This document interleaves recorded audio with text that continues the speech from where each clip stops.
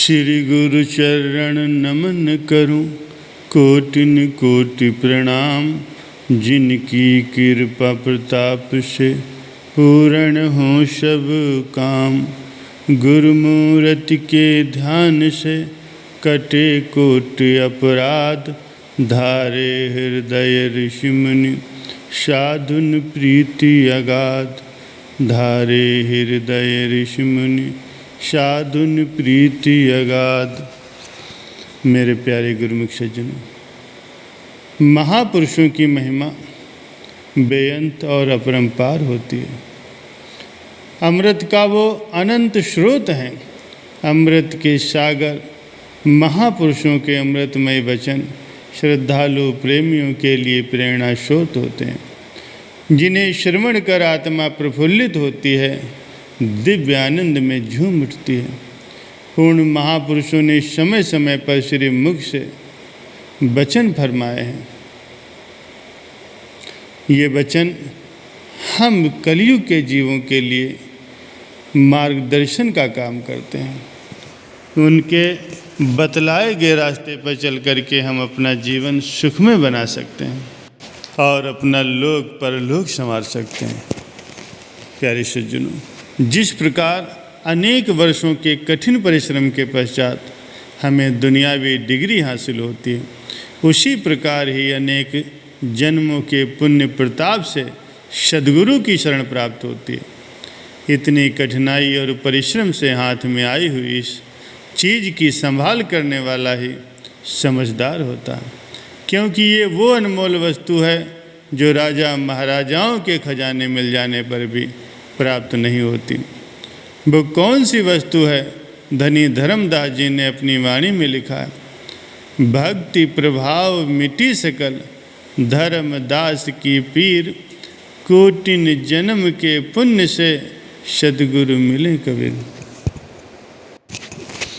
उसी प्रकार ही अनेक जन्मों के पुण्य संस्कारों से सद्गुरु की चरण शरण प्राप्त होती है। इतनी कठिनाई और परिश्रम से हाथ में आई हुई इस चीज़ की संभाल करने वाला ही समझदार होता है, क्योंकि ये वो अनमोल वस्तु है जो राजा महाराजाओं के खजाने में भी नहीं मिल सकती। वो कौन सी वस्तु है? धनी धर्मदास जी ने अपनी वाणी में लिखा है कि भक्ति प्रभाव मिटी सकल, धर्मदास की पीर, कोटि जन्म के पुण्य से सद्गुरु मिले कबीर। फरमाते हैं कि भक्ति के प्रभाव से मेरे हृदय की पीड़ा का अंत हो गया। ये भक्ति संत सद्गुरु परम संत श्री कबीर साहब जी की चरण शरण मिलने से और उनकी सेवा करने से प्राप्त हुई। भक्ति ही सर्वोत्तम संपदा है। गुरुमुख प्रायः यही विनती करते हैं कि भक्ति दान मुझ दीजिए, गुरुदेवन के देव, और नहीं कछु चाहिए निस दिन तुम्हारी सेव। भक्ति के कई अंग हैं, जिनमें से मुख्य अंग है सेवा। कथन करते हैं कि गुरु की सेवा गुरु भक्ति है, बिरला जाने कोई। फरमाते हैं कि गुरु की सेवा ही गुरु भक्ति है, और ये कोई बिरला ही जानता है। जिन्होंने स्वयं गुरु घर की सेवा करके लाभ उठाया है, उन गुरुमुखों की अनुभवी वाणियाँ इस सत्य की पुष्टि करते हैं। सेवा से मनुष्य का अंतःकरण शुद्ध होता है, और उस निर्मल अंतःकरण में ही ज्ञान का प्रकाश होता है। वक्त के संत सद्गुरु समय समय पर कोई न कोई ऐसी रचना रचा देते हैं, जिससे सेवकों को सेवा की अनमोल संपदा प्राप्त होती है और उनका जग में आने का प्रयोजन सफल हो जाता है। इसीलिए सेवक को सदैव सेवा की ही मांग करनी चाहिए। बाकी चीज़ें तो सेवक के पीछे पीछे स्वतः ही चली आती हैं।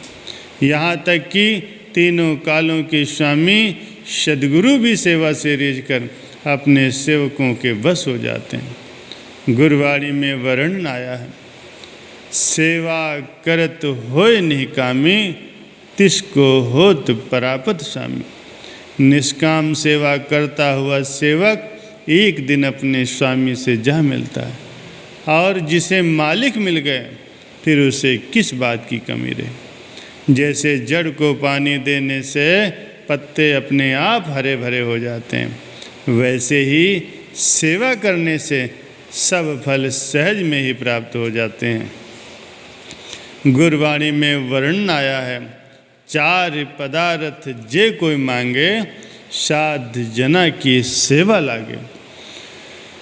संतों की सेवा करने से 4 पदार्थ प्राप्त होते हैं, जिनमें लोक परलोक के सभी सुख आ जाते हैं। जिस सेवा से भक्ति की प्राप्ति होती है, उस सेवा की तो गुरुमुखों को सदैव मांग करनी चाहिए। पुनः वर्णन करते हैं, सद्गुरु सेवहि ता सुख पावे, नाहि ता जगिया जन्म गंवावे। महापुरुषों की सेवा कमाने से ही सच्चे आनंद की प्राप्ति होती है, नहीं तो जन्म अकारथ चला जाता है। जो गुरु की सेवा किए बिना भक्ति की मांग करता है, वो तो केवल पानी का मंथन करता है, जिससे कोई लाभ प्राप्त नहीं होता, अपितु समय ही नष्ट होता है। सेवक को सेवा की दात, सद्गुरु की विशेष अनुकंपा और उनका दिव्य प्रसाद समझना चाहिए। श्री गुरु नानक देव जी महाराज जी ने भाई लहड़ा जी के सिर के ऊपर गीले घास का गट्ठर रखवा दिया। गुरु साहिब जी की धर्म पत्नी ने कहा कि महाराज आपने ये क्या किया।